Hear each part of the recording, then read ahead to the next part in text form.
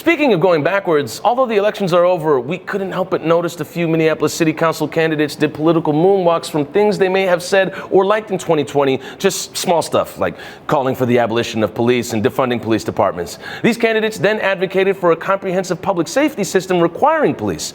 Axios writes, deleted tweets show Minneapolis Council candidates shift on police issues. Axios cites a now deleted tweet from Sjoberg reading, if you're not for abolition of the police at this point, you really have some deep work to do. Time and time again, reforms fail. Police and safety cannot coexist in Minneapolis. However, in a recent Star Tribune survey, Sjoberg said she has consistently stated that I support funding the amount needed to get us to the mandatory minimum number of officers. My goodness, that swung like the tail on a happy golden retriever. I want to say, watch the campaign change every time they switch lanes, or if you want to go to City Hall with me, smoke a L in the back of the Benzie E. Oh, why did I delete that tweet? A, must be the money. Hi, I'm Toussaint Morrison with On-Site Public Media. Has your loved one been in opposition to law enforcement since or before 2020? Perhaps they've even said things like F12 or ACAB. We here have found the exact thing that will turn them around in no time. A DFL endorsement.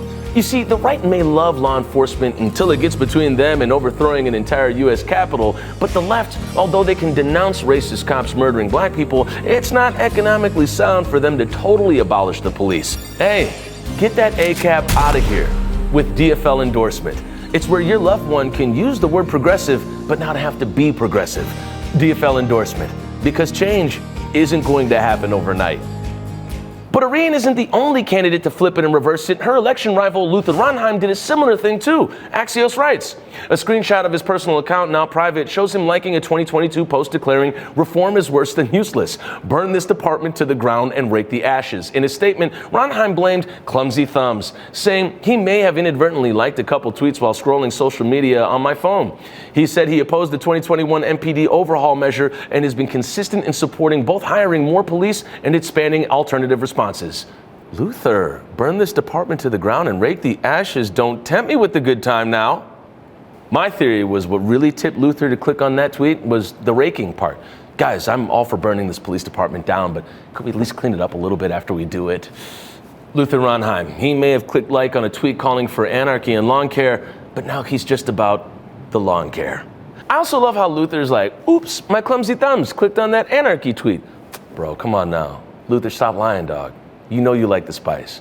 You know you saw the pictures. You're like, oh man, history in the making. I wish I would have been at the 3rd precinct. Oh, well, next best thing, click like on this tweet. Come on, don't lie, Luther. We know what it is, okay?